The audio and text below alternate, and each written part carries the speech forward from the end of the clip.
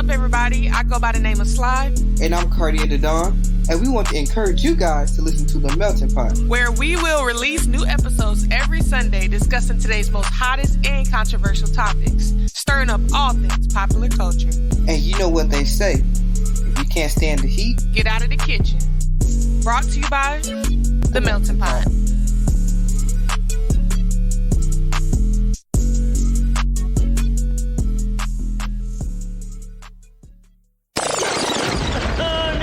Why the Melting Pot think they all that though? Here we go.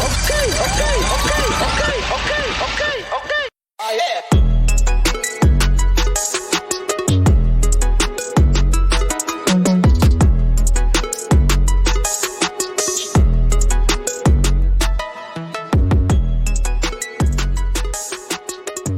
So, Cartier shared with me the picture of, how you say her name? Bad Barbie, Bad Baby? I never knew how to pronounce that girl name. That's just how irrelevant she is. But show me a little picture, Catch Me Outside girl. And I was like, that is not her. Because, I know what she looked like pre-fame. And, and I'm just like, that is not her. Like, this is like a whole black woman. You know what I'm saying? Like, or a person of color, you know what I'm saying? But I could tell it was heavily makeup contour, shades that's not your shade. Like, when I've seen white women contour their face, and you're supposed to get foundation that matches your skin, your skin tone, maybe a little lighter if you want the pop, or darker if you want it, really like slim the face, depending on how the light hit. Y'all know makeup terms. That girl was like 5 shades tone darker. Like, she was 5 tones darker. Like, that's not okay. I'm interested to really see what the comments was, what people were saying. I know she was getting drugged, but I also know with some people, them few people be like, I don't see nothing wrong with it. It's not that big of a deal.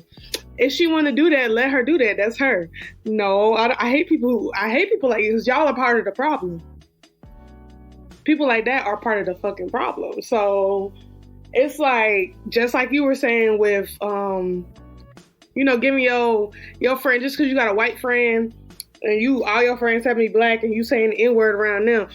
If they give you that pass, they wrong too. And I look at them black people a certain type of way too. And I'd be like, you're stupid and you're part of the problem. But if you do that, that's your friend. You know what I'm saying? Don't come over here to people you don't know and strangers, saying the N-word. Because you're going to get the shit smacked out of you.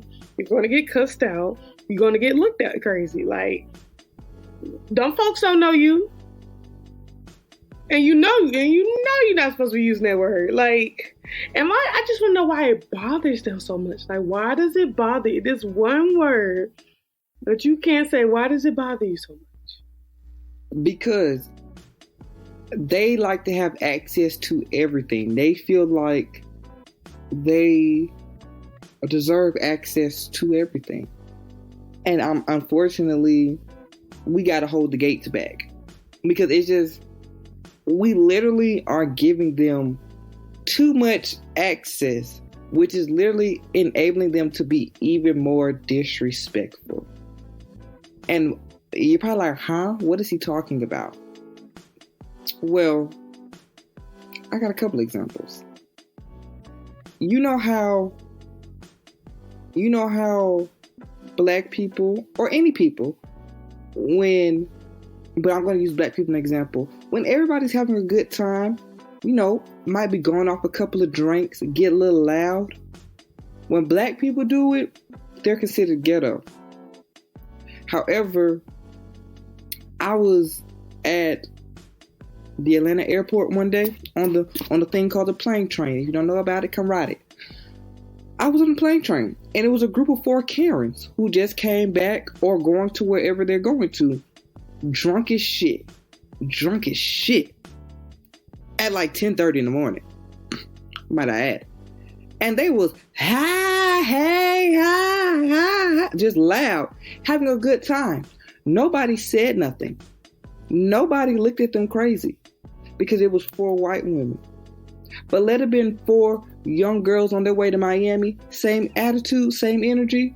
Oh, they ghetto, they loud, they this, they that, they la la la, whoopty whoopty whoop. But them 4 old ass Karens, they wasn't young Karens, they were old Karens, kids probably my age and older, and I'm grown.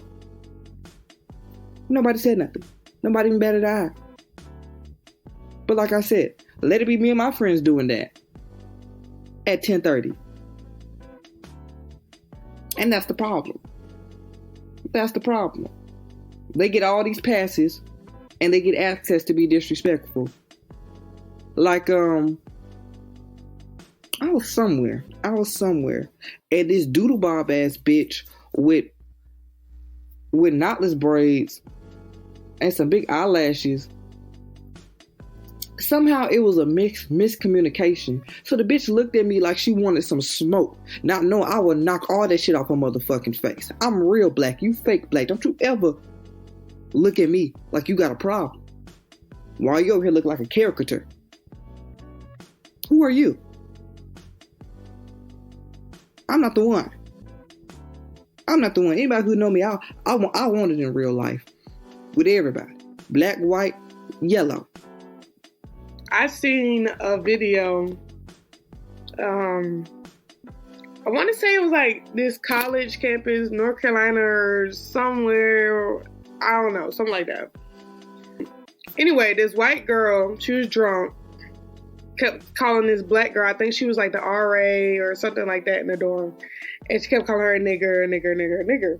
So the black girl, she handled it very well. And like, you could tell by the voices, like some of the people in the background who were recording, they were white or whatever, and they were like on the black girl side or whatever.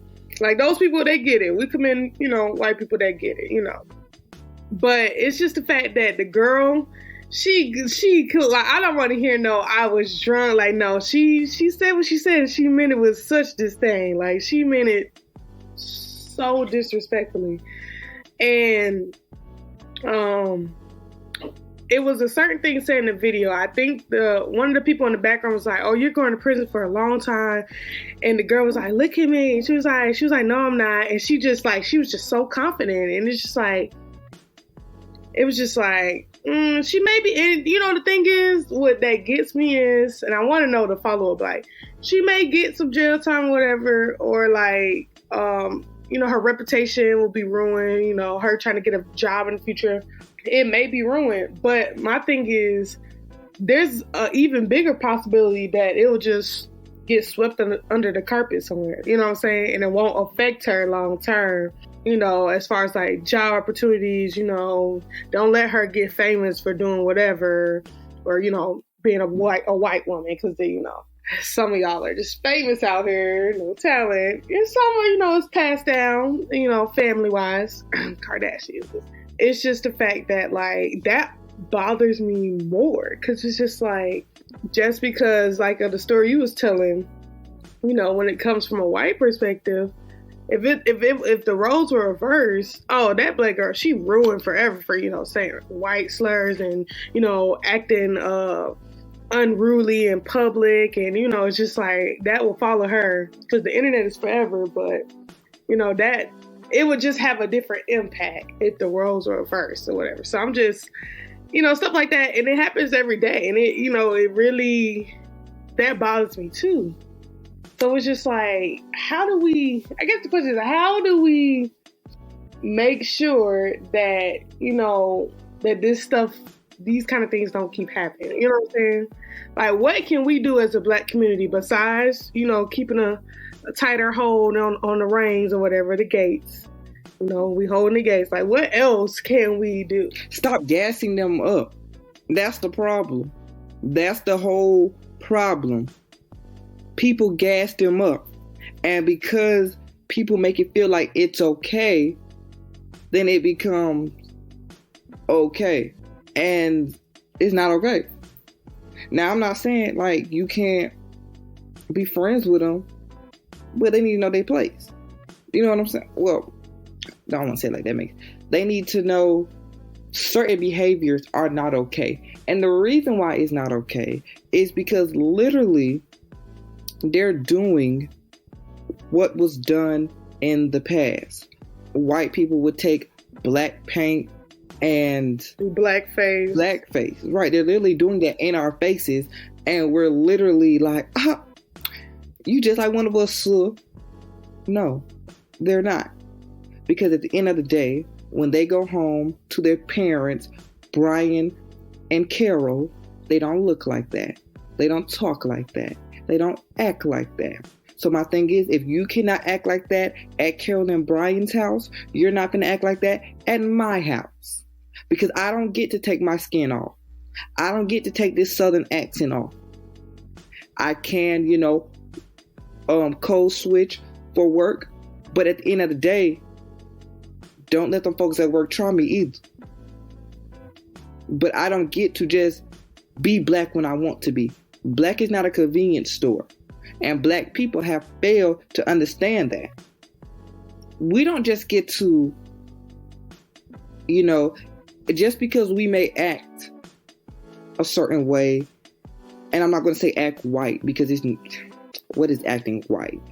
But act studious. Just because we act studious and well-mannered, and that don't mean they're going to let us in. They're still going to look at us and be like, because at the end of the day, we're still black. No matter what cardigan sweater we put on. So you got a group of friends, and there's only one black person in the friend group. And, you're more posh. You're more of a posh black, educated, grew around white people your whole life. Blase. You thinking, you're kind of one of them. You think you're all the same and stuff. Let something come up missing, and they gonna look at you first. You know what I'm saying? Because at the end of the day, you're still black. You're not, you've been treated this whole time. And you didn't think they was gonna do you like that as one of them, except for when they cell phone come up missing, and it was only y'all in the house or in the car. I'm glad you said that because I have a story. I was at work one day, sitting at a table, and you already know this story. You know where I'm going with this. It was sitting at a table.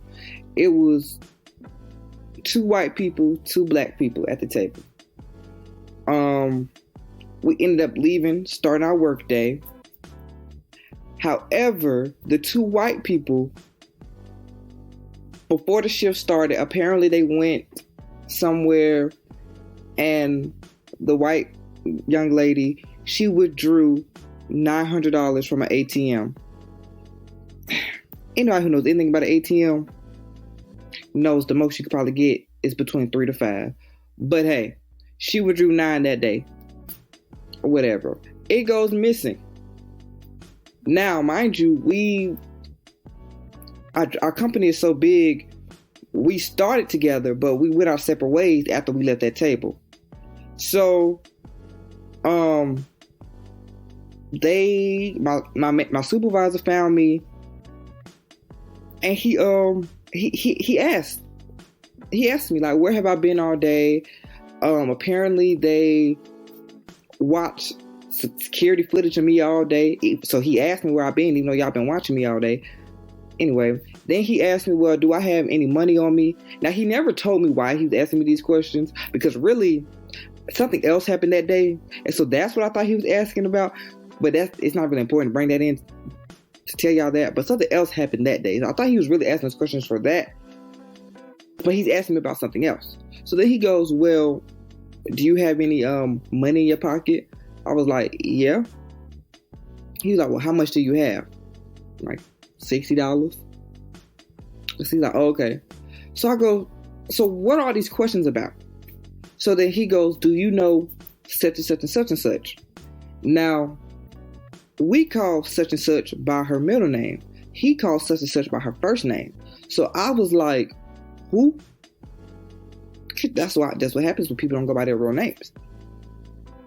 So he already like on edge because,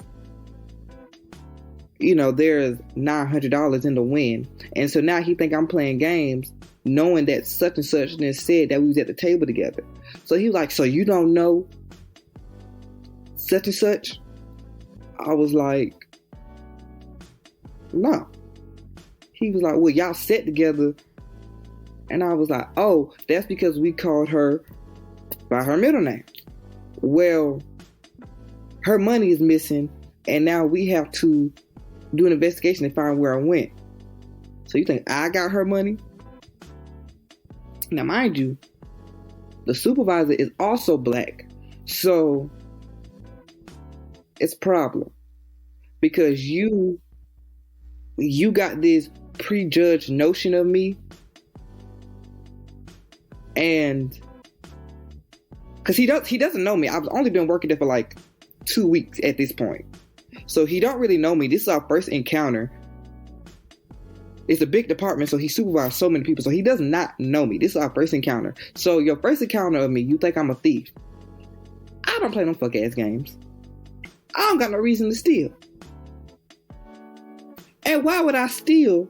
And I mean, from my job? $900, that's more than you would have made in that day. So I'm going home. I'm gonna clock out. If I did have that money, I'm clocking out. Oh, my stomach hurt. I just threw up.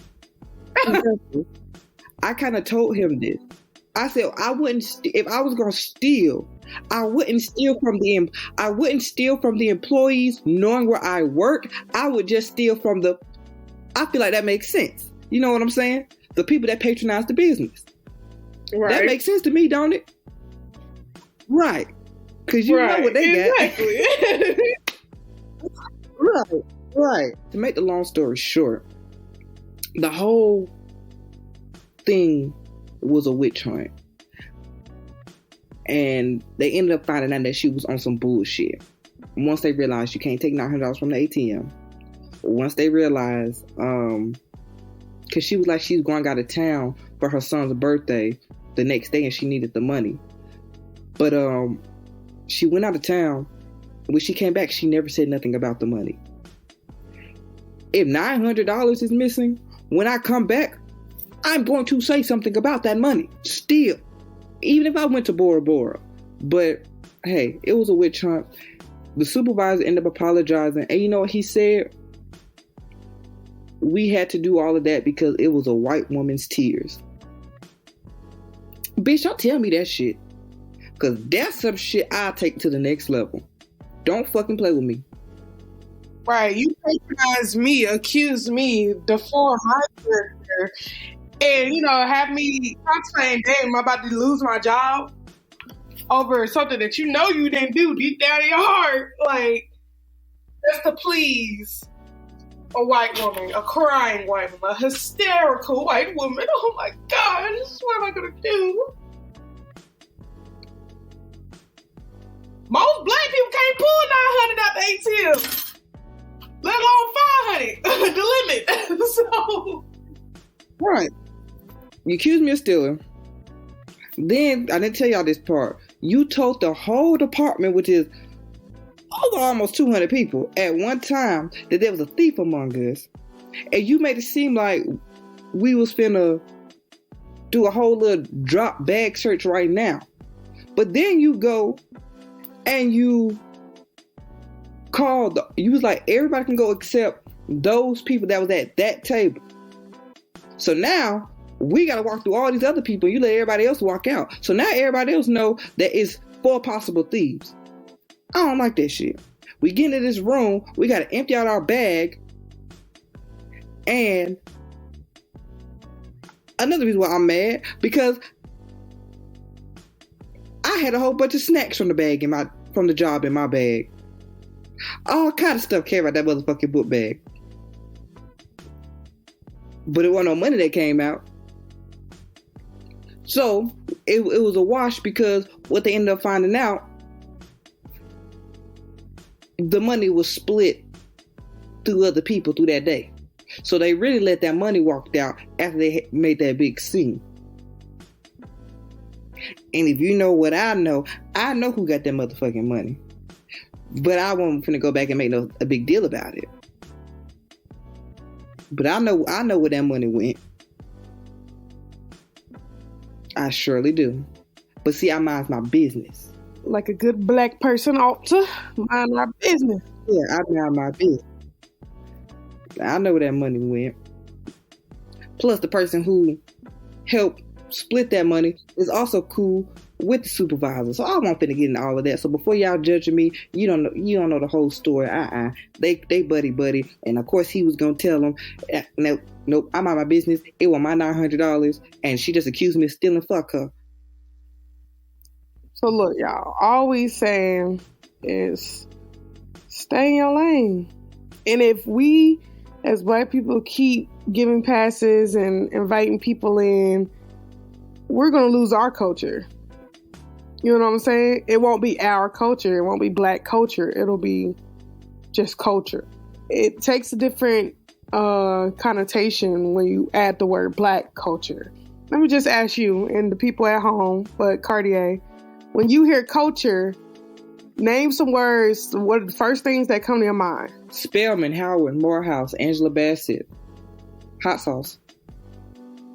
Okay. Now, let's take away the word Black and culture. What comes to your mind? Zimbabwe, Mudclaw, hot sauce. Hot sauce is a cultural thing? You know, a lot of people actually don't like hot sauce. That's really just our thing. When you hear the word culture, what comes to your mind? United Nations, pass the plate, holidays, religion. Okay. So now when you think of Black culture, what do you think about? MLK, 90s, A Different World, Will Smith, City Girls, Migos, Atlanta, cookouts, street lights. Come home for the street lights. Come on, like, yeah. Freaknik, like. For the Black people in the 90s, like, they made a whole era. Like, Freaknik, yeah, you had your Saved by the Bell too, but them Black people was really blackening during that time. Like, that 90s was for us, by us. Wash your meat in the sink. Like, this is just Black, like, seasoning meat in the sink. Like, I don't know. It's just so many. I can keep going and going and going. But, like, you see what the difference is, though? Like, if we're two Black people, but if we were to ask two random white people, or I call up some of my white friends, because, you know, we're not racist. We do have white friends and family members. Like, you know, we're just, you know, we know it's not everybody as a whole, but some of y'all, just like it's some Black people, it's some, y'all know what y'all white people be doing, the ones that y'all don't claim, but it's just, it's a difference, you know what I'm saying? Like, and it just belongs to us. Like, only we're Black people, we're just on that same wavelength. Like, we all live the same childhood, same morals. Like, it's just like, you know, and as we get older, we just start discovering, like, dang, even random people on Twitter, like, you'll see a post and you be like, yo, we all really was living the same childhood growing up. Like, when you think Sunday, what's playing in the house? You got Luther Vandross playing, some Anita Baker, some OJ, some Temptation, some cleaning up music, because it's Sunday morning and your mama busting in your room, waking you up out your good sleep, or interrupting your good Disney Channel or cartoon show, talking about some pick a room. Pick a room for what? She's like, well, I ain't about to clean this house all by myself. Pick a room. And then that music, you just hear that music blasting in the background. Like, it's just, we all lived. Another important thing I want to mention, because you remember I said Morehouse, Spelman, Howard, right? You know, the elite HBCUs, but all HBCUs are important. Let's not disrespect our Savannah states, our other states, University of Grambling, JSU. But I've seen this trend on TikTok that there's white professors at a HBCU.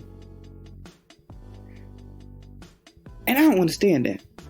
Because don't have me go from kindergarten to 12th grade, teach me about HBCUs, and I get there and there's a Jabberwocky teaching my class. I understand we all got to pay bills, but we got to remember the HBCUs were created because we cannot attend their universities. These new students are going and looking for a cultural experience that's cultivated for them, by them. The fact that there's a professor at TSU, a white man, that yelled at a black student in his face, violently. Like he was over the desk and the student was sliding in. It was one of those like desks like that. Those little wooden desks that hop over your lap. Yeah. Also, I have another problem. Those other black students should have beat the fuck out that white man. Because why y'all letting him get that irate? You would never yelled at me like that. You would have got beat the fuck up. Nobody said nothing. Nobody did nothing. He needs to be at Harvard, Yale, Georgia, UGA. But you're not going to be at TSU. You don't even belong there. Boo, you don't even go here. Then I seen another TikTok video. This white lady was giving out essays or whatever, and the essay topic at an HBCU was very on brand. The white professor told her she could not write about this topic. And the reason was something along the lines of basically it was too much for the room. Bitch, you read the room. Where the fuck are you? So yeah, I got a problem with that. When I walk into an HBCU classroom, I better see Viola Davis on that chalkboard and not Sandra Bullock. We gonna have a problem. We gonna have a whole problem. A whole problem. I feel like it does defeat its original purpose. But if we say that and then we make it like, don't make it like a rule or regulation, then, that's something they have to fight for, to allow. Well, of course we're not going to put it down on paper, but it needs to be understood across the board.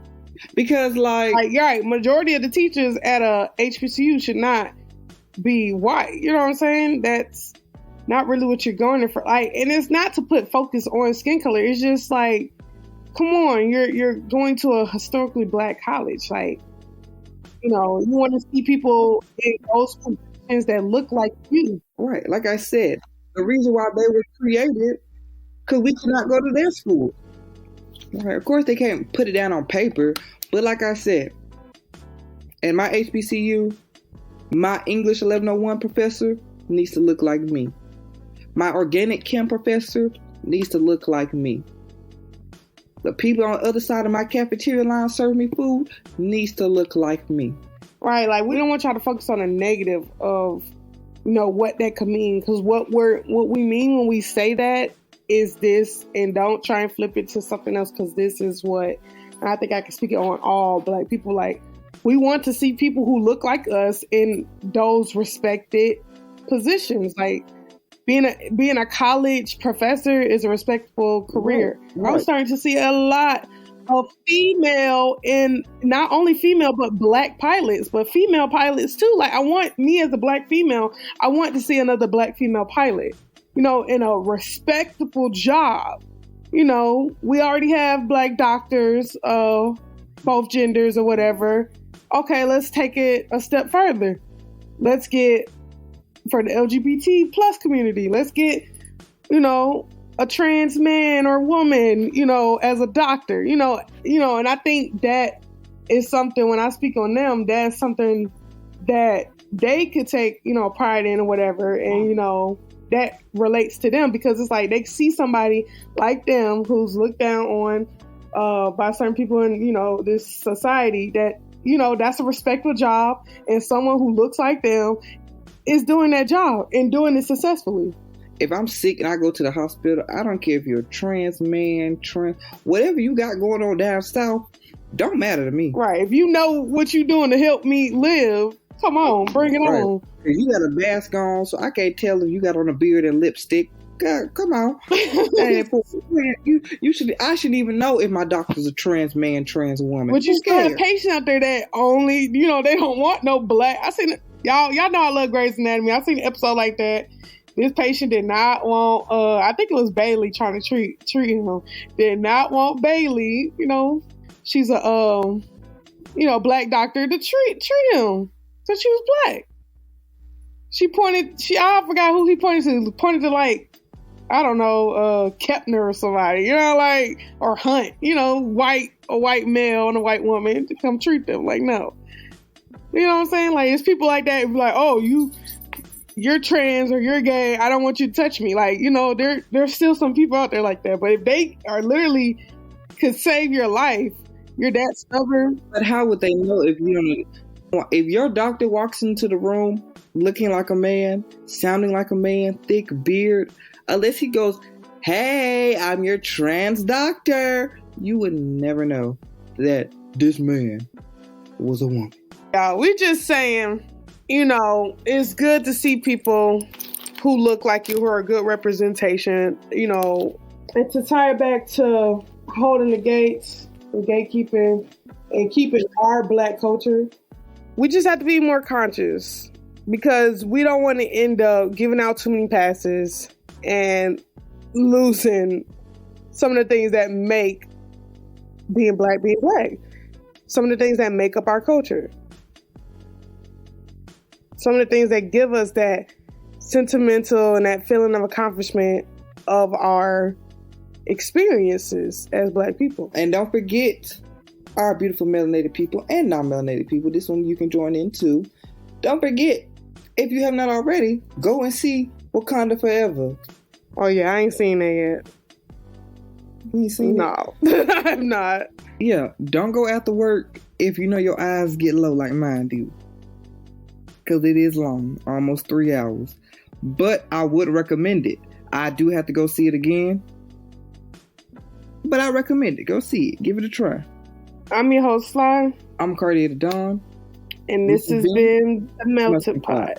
Be sure to follow us on all social media platforms. You can follow us on Twitter at The Melting Pot 16. You can follow us on Facebook at The Melting Pot Podcast. Be sure to follow our YouTube channel, The Melting Pot Podcast, all one word. And y'all already know, be sure to follow us on IG at The Real Melting Pot. That's THEE Real Melting Pot.